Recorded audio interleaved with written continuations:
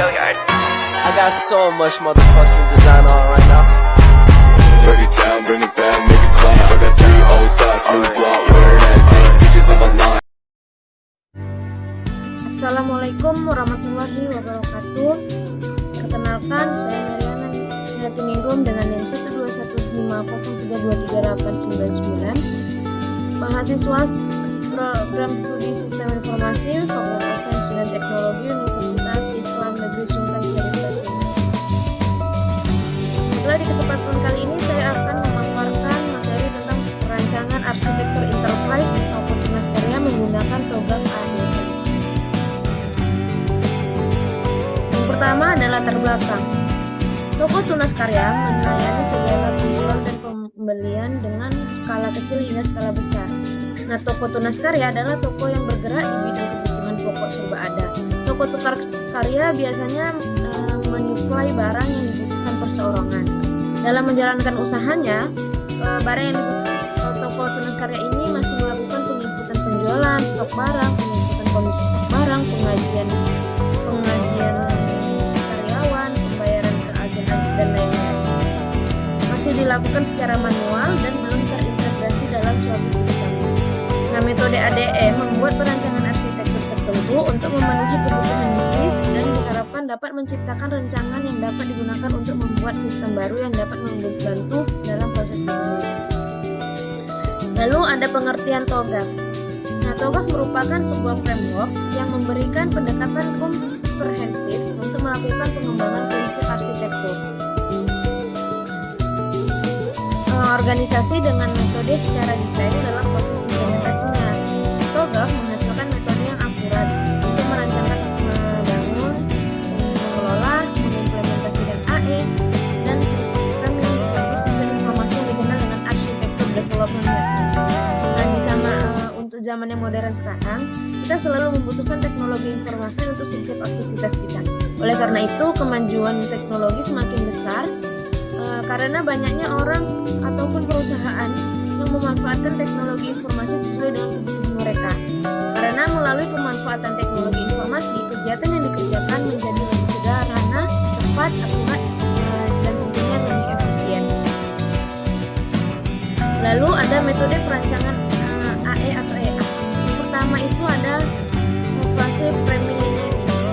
Nah, fase preliminary ini adalah tahapan di mana yang meliputi kegiatan persiapan pengembangan keterampilan arsitektur.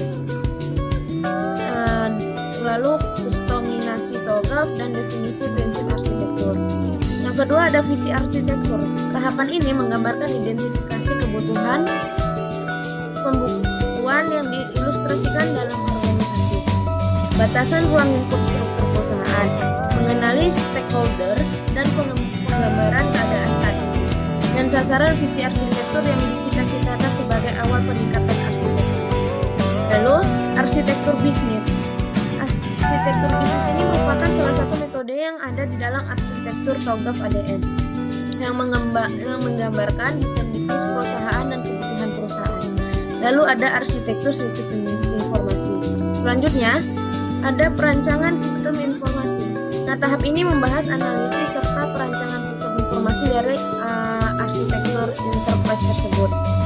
Lalu arsitektur teknologi. Tahapan ini merupakan tahapan kelima di TOGAF ADM. Lalu ada arsitektur teknologi. Nah, perancangan ini memiliki tujuan untuk mengintegrasikan teknologi pokok yang dibutuhkan untuk menyiapkan lingkungan bagi sistem serta substansi. Lalu yang terakhir ada migration planning.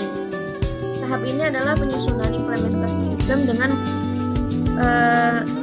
penentuan implementasi proyek dalam urutan prioritas serta rencana migrasi dari suatu sistem informasi. Mari kita bahas tahapannya satu-satu. Yang pertama, ada fase preliminary. Nah, tahap ini harus mengspesifikasikan siapa, apa, mengapa, kapan, dan dimana dari arsitektur itu sendiri. Pada fase ini, membuat sudut pandang yang seragam untuk mencapai tujuan yang diinginkan toko tunas karya dan disusun dalam strategi. serta menuliskan lingkup dari arsitektur yang akan dikembangkan di toko tunas karya. Yang pertama ada prinsip bisnis. Di sini toko tunas karya adalah menjual kebutuhan pokok prinsip bisnisnya.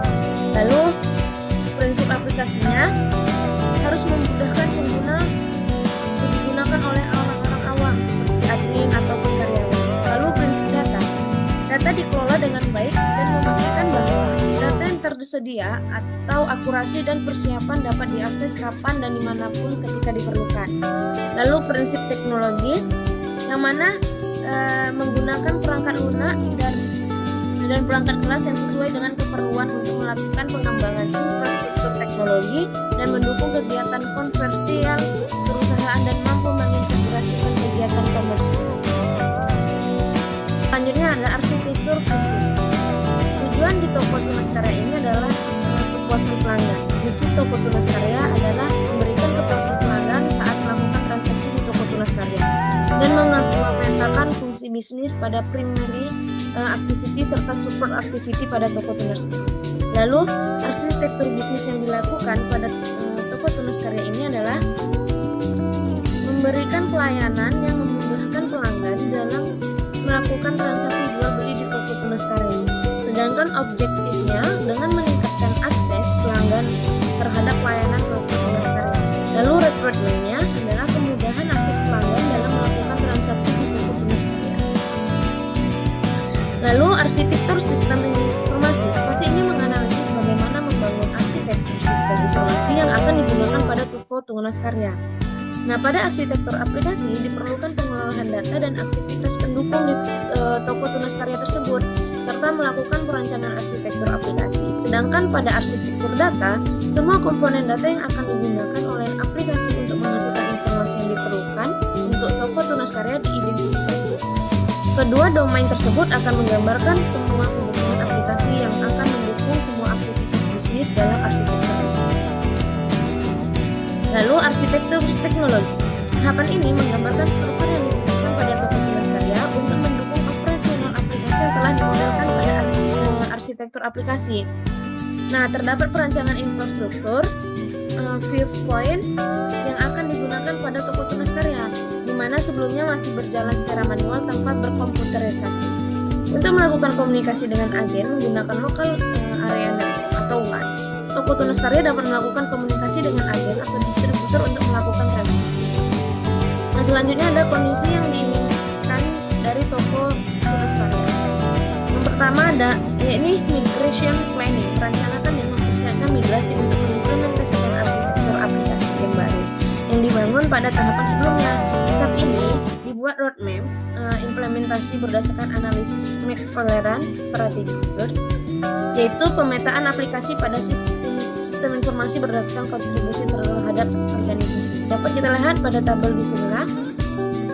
Dari tahun 2023 itu akan dilakukan aplikasi e-commerce yang memiliki fase-fase. Yang pertama pengembangan prototype, pengembangan fitur-fitur utama, penerapan di toko pilot, serta peluncuran resmi. Nah, di 2024 akan adanya aplikasi yang rantai pasokan sumber daya yang memiliki fase pengembangan, pengujian, serta penerapan di toko-toko lain, dan akan dilakukan evaluasi kinerja aplikasi. Sekian yang dapat saya sampaikan, semoga bermanfaat bagi kita semua. Mohon maaf apabila banyak